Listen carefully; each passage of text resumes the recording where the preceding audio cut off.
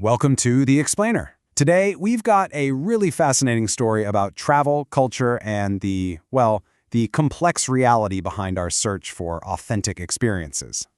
So let's just dive right into this question. It's really at the heart of this huge travel trend, right? The one that promises you this deep, immersive cultural experience. But it makes you wonder, what happens when your vacation is someone else's actual everyday life? All right, first things first. Let's really unpack this central challenge, which all revolves around something called ethnic tourism. Now, it might sound straightforward, but trust me, it's packed with complications. This kind of travel has absolutely exploded in popularity. And you can see why, right? It feels like you're getting a window into a way of life that's totally different from your own, a chance to step outside the bubble and experience something, real. And here's where it gets really tricky. It's like a classic double-edged sword. On one side, you have this incredible promise: income for local communities, a reason to preserve their heritage, a real sense of cultural pride. But on the other side, well, that's the peril. Culture can become just another product on the shelf. You get staged authenticity, and there's a real potential for exploitation. Okay, so to see how this actually plays out in the real world, let's zoom in on one specific community that's right at the center of this dilemma: the Phu Tai people of northeastern Thailand. So who are the Phu Tai? For centuries, they've been mostly rice farmers, with traditions passed down from generation to generation. Their way of life was pretty separate from the whole globalized world, and definitely from the international tourist scene. And just look at how incredibly rich their culture is. We're talking shadow puppet shows, spirit-honoring ceremonies, traditional dances. They have their own distinct styles of music and plays. And these intricate textiles, they're filled with sacred, symbolic meanings. It's so deep and multifaceted. But then, in the 1980s, things started to change. As tourism ramped up, the Phu Tai culture began to be, packaged for outsiders. They weren't really presented as equals in a cultural exchange, but more like something interesting to go and watch. And that, of course, raises some serious questions about who was really benefiting from all this. Okay, so let's get to the community's response. How did they handle this? This situation led to a really amazing project, one that was designed to let them take back control of their own story. The Phu Tai Trail didn't just happen by accident. You can see from this timeline, it was a very deliberate, carefully planned effort. The community and local organizations worked together, inspired by some earlier ecotourism projects, to create something more sustainable and a lot more respectful. And this is the crucial point right here.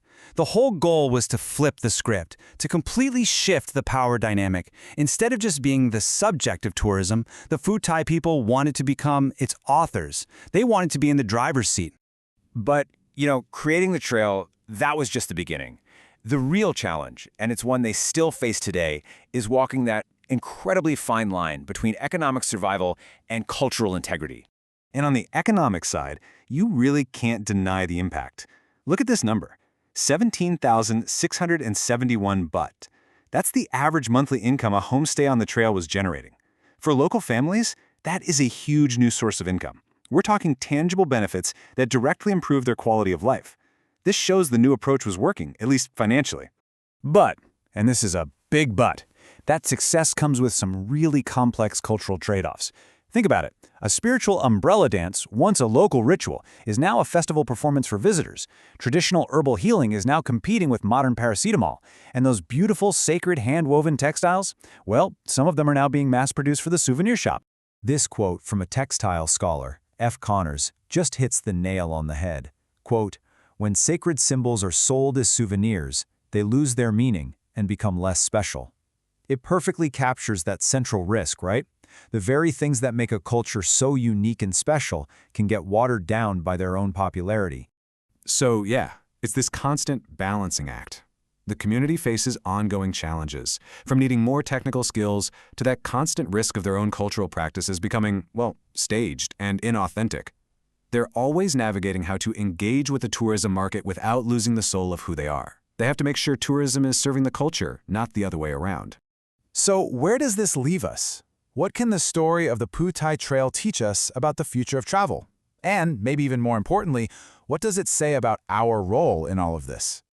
When you really think about it, the Phu Tai's experience isn't just some local story. It's like a small-scale version of a huge global conversation. It shows us that ethnic tourism can be a force for both good and bad. It proves that community ownership is absolutely crucial. And it teaches us that authenticity, well, it's not something you can just buy off a shelf. It's a complicated, negotiated process. It really forces us as travelers to ask some difficult questions. And ultimately, the whole story of this trail leaves us with a pretty provocative question, one we should all think about. As travelers, how do we make sure we're being guests and not just consumers? It really challenges us to think about our own impact the next time we're looking for that authentic experience.